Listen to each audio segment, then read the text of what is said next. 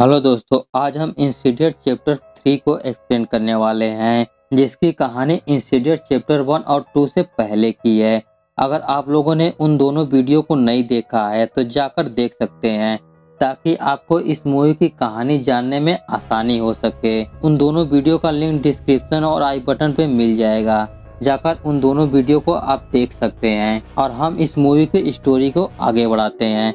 Movie की starting एक young लड़की क्वीन को दिखाते हुए होती है, जो कि एलिस के घर पर जाती है। और यह वही एलिस होती है जिसे कि हमने दोनों पार्ट में देख चुके हैं। यहाँ पर एलिस क्वीन को घर के अंदर बुलाती है, जहाँ पर क्वीन बताती है कि उसकी माँ लिली की मौत 1.5 साल पहले ही हो गई थी, जिससे क्वीन काफी ज्यादा प्यार करती थी। और क्वीन को ऐसा लगता है कि उसकी माँ की आत्मा उसके आसपास ही रहती है और वो उससे बात करने की कोशिश करती है, लेकिन उससे बात नहीं कर पाती है।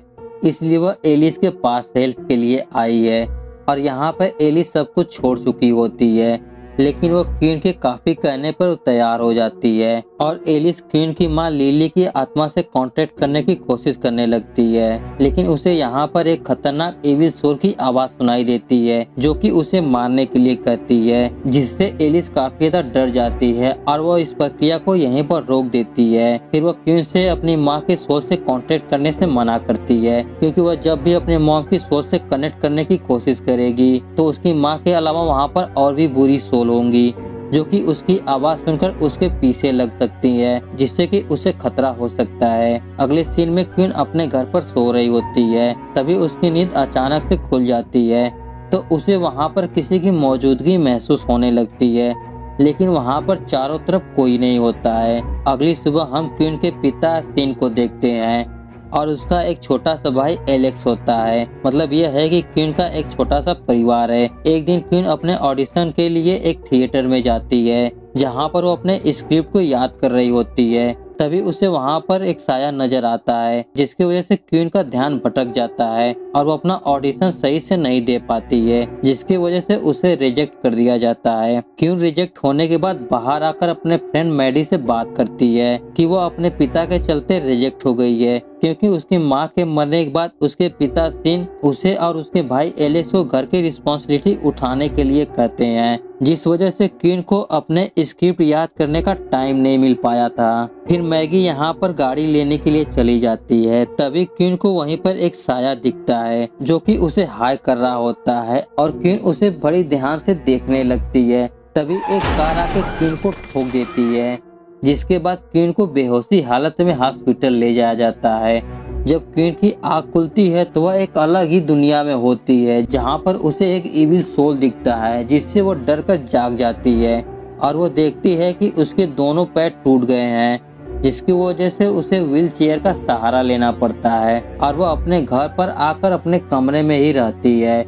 और उसके पिता एक बेल देते हैं, ताकि क्वीन को जब भी जरूरत पड़े तब वह उस बेल को बजा के उन्हें बुला सके। और यहाँ से क्वीन के साथ पैरानॉर्मल एक्टिविटी बढ़ जाती है, जैसे कि वह बेल कभी कभी अपने आप ही बज जाती है, जिसकी वजह से क्वीन जाग जाया करती थी। फिर उसे अपने दीवार के दूसरी तरफ से नॉक करने की आवाज आती है, जबकि उसके बगल वाले फ्लैट में उस समय कोई भी नहीं वहाँ पर रहता है और उसे अपने सीलिंग पे कुछ कदमों की आवाज सुनाई देती है, जबकि उसके ऊपर वाले फ्लोर पर कोई भी नहीं रहता है। एक दिन क्वीन अपने फ्रेंड मैगी से वीडियो कॉल पर बात कर रही होती है, तभी अचानक से ही मैगी की वीडियो कॉल एक जगह पे फ्रीज हो जाती है। तभी क्वीन को अपने रूम में वही साया दिखता है, जिसने कि क्वीन का एक्सीडेंट कराया था। तभी वो साया नीचे गिर जाता है, तो फिर क्वीन उसे देखने के लिए नीचे देखती है, तो वहाँ पर कोई भी नहीं होता है। तभी वह शैतान क्वीन को उठाकर नीचे पटक देता है और वह उसके घर के सारे दरवाजे और खिड़कियों को बंद करके वहाँ पर अंधेरा कर देता है, जिसकी वजह से क्वीन काफी ज्यादा डर जाती है और वो जोर से चिल्लाती है। तभी उसके घर पे उसके पिता आ जाते हैं और उसकी आवाज सुनकर तुरंत वो क्वीन के कमरे में जाते हैं और उसे बचाते हैं। और यहाँ पर क्वीन के गर्दन में मोच आ गई होती है। इसके बाद हम एलिस को देखते हैं, जो कि हमेशा अपने साथ अपने पति के स्वेटर को लेकर सोया करती है। तभी उसे अचानक से कुछ महसूस होता है, तो वह तुरंत ही उठकर डायरी में कुछ लिखती है और वो डायरी में क्वीन का नाम लिखी होती है।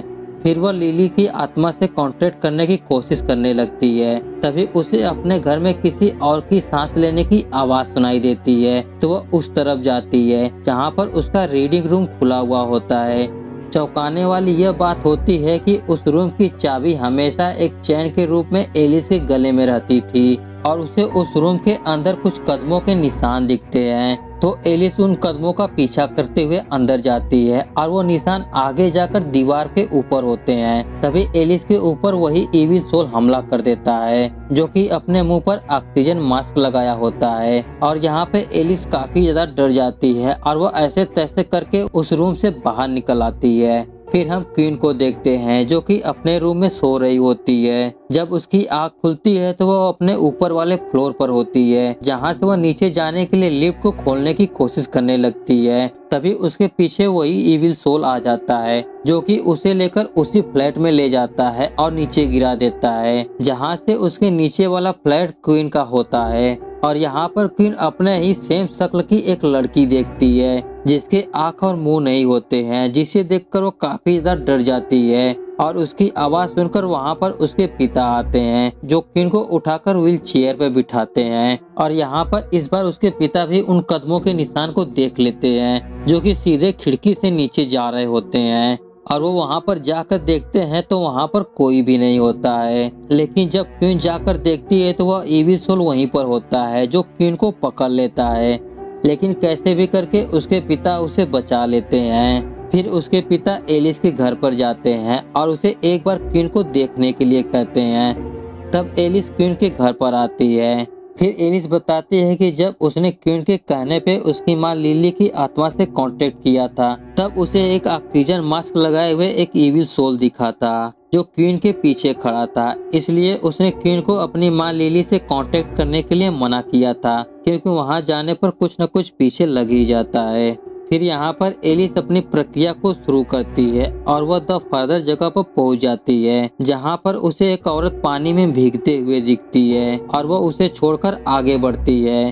तभी एलिस के ऊपर एक ब्लैक ड्रेस में the black bright evil soul attack कर देती है और वह एलिस को मारने वाली ही होती है। लेकिन कैसे भी करके एलिस वहाँ से बाहर निकल जाती है और इस बार एलिस बहुत ज्यादा डर जाती है और वो कहती है कि वह इनकी मदद नहीं कर पाएगी। फिर क्वीन के पिता दो ब्लॉगर स्पेक्स और टकर से मिलते हैं, जो कि पैरानॉर्मल एक्टिविटी का वीडियो बनाकर अपलोड करते हैं। लेकिन यहाँ पर वो एविल क्वीन पर पूरी तरह हावी हो गया होता है, जो कि सभी को मारने लगता है। जिसके बाद स्पेक्स और टकर कहते हैं कि ये उनके बस की बात नहीं है। फिर हम एलिस को देखते हैं, जो कि अपने दोस्त काल से मिलती है और उसे अब तक के सारी घटनाओं के बारे में बताती है। और वो बताती है कि जब भी वो फर्दर जगह पे जाती है तब उसे वहाँ पर एक ब्लैक ब्राइट मारने की कोशिश करने लगती है। तो काल उसे हौसला देता है कि वो लोग मर चुके हैं और तुम अभी जिंदा हो, इसलिए तुम उनसे सबसे ज्यादा ताकतवर हो और तुम्हें जो पावर गॉड की तरफ से मिली है वो लोगों की मदद करने के लिए मिली है, इसलिए तुम्हें लोगों की मदद करनी चाहिए। यह सुनकर एलिस के अंदर हौसला आता है और वो फिर से क्वीन की मदद करने के लिए जाती है। एलिस जब क्वीन के घर पर पहुंचती है तो वहां पर स्पेक्स और टकर होते हैं। फिर तीनों मिलकर उस अपार्टमेंट को पूरे अच्छे तरीके से छानबीन करते हैं, जिससे उन्हें पता चलता है कि जो इविल सोल क्वीन के पीछे पड़ा है वो पहले इसी अपार्टमेंट में क्वीन के ऊपर वाले फ्लोर में रहता था और वह ऑक्सीजन मास्क लगाए ही इसी फ्लैट में मर गया था। फिर एलिस बताती है कि अक्सर ऐसी इविल सोल एक ही मकसद से इंसान पर हावी होती है, ताकि वह इंसान के शरीर का इस्तेमाल करके हमारी दुनिया में आकर जीवित रह सकें। पर यह इविल सोल अलग है। यह इविल लोगों की आत्मा को द फर्दर में ले जाकर उन्हें बंदी बना लेता है और उसने क्वीन की हाफ सोल को भी कैद कर लिया है और वो पूरी तरह से क्वीन के सोल को बंदी नहीं बना पाया है। फिर एलिस सभी के साथ मिलकर अपनी प्रक्रिया चालू करती है और वह द फर्दर जगह में पहुंच जाती है, जहाँ पर उसे फिर से वही पानी में भीगती हुई लड़की मिलती है, जो कि उसे बताती है कि वह भी पहले क्वीन के फ्लैट में ही रहती थी, लेकिन इस इविल सोल ने उसे पोजेस्ट करके मार दिया और उसकी आत्मा को बंदी बना लिया। और वह एविल सोल क्वीन के साथ भी ऐसा ही करने वाला है। फिर एलिस वहाँ से आगे बढ़ती है जहाँ पर उसे एक आदमी की सोल दिखाई देती है। तभी एलिस के ऊपर फिर से द ब्लैक ब्राइट हमला कर देती है, लेकिन इस बार एलिस के अंदर बहुत ज्यादा हौसला होता है और एलिस उसे मारकर दूर फेंक देती है, जिसकी वजह से वो डर कर वहाँ से भाग जाती है। फिर एलिस देखती है कि वह आदमी कोई और नहीं बल्कि उसका पति जैक है, जिसे देखकर वो बहुत ज्यादा भावुक हो जाती है। फिर जैक एलिस को आत्महत्या करके अपने साथ हमेशा के लिए यहीं पर रहने के लिए कहता है। तभी उसकी बातों से एलिस पकड़ लेती है कि यह जैक नहीं हो सकता है, बल्कि यह वही इविल सोल है जो कि उसका ध्यान भटका रहा है। तभी एलिस को वहाँ पर क्वीन की हाफ सोल दिखती है, तो एलिस तुरंत ही उस इविल सोल पर हमला करके क्वीन की हाफ सोल को लेकर वहाँ से निकलने लगती है। आगे जाने पर वह इविल सोल इनके सामने आ जाता है, जो एलिस को मारकर दूर फेंक देता है। लेकिन एलिस यहाँ पर फिर से खड़ी होती है और इस बार एलिस उस इविल को मारकर नीचे गिरा देती है। फिर वह क्वीन की हाफ सोल को लेकर उसके शरीर के पास छोड़ देती है और कहती है कि यहाँ से उसे अपने शरीर में अपने आप ही जाना होगा।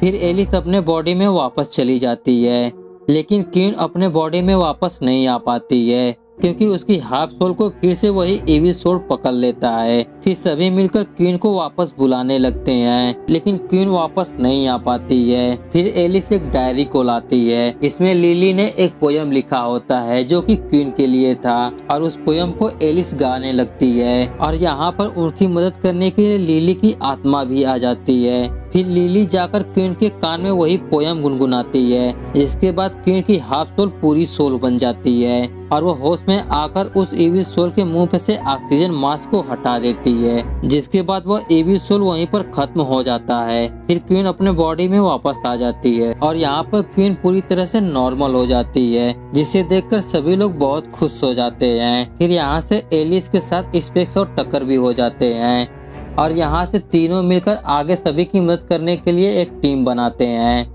फिर एलिस अपने घर पर आती है, जहाँ पर वो देखती है कि उसके बेड पर जैक का स्वेटर पहले से ही है, तो शायद जैक की सोल ने वहाँ पर उस स्वेटर को रखा होगा। एलिस उस स्वेटर को अपने काफी करीब रखती है। तभी एलिस का कुत्ता अंधेरे की तरफ जोर जोर से भौंकने लगता है और उस अंधेरे में से एक हल्का सा डीमन बाहर निकलता है।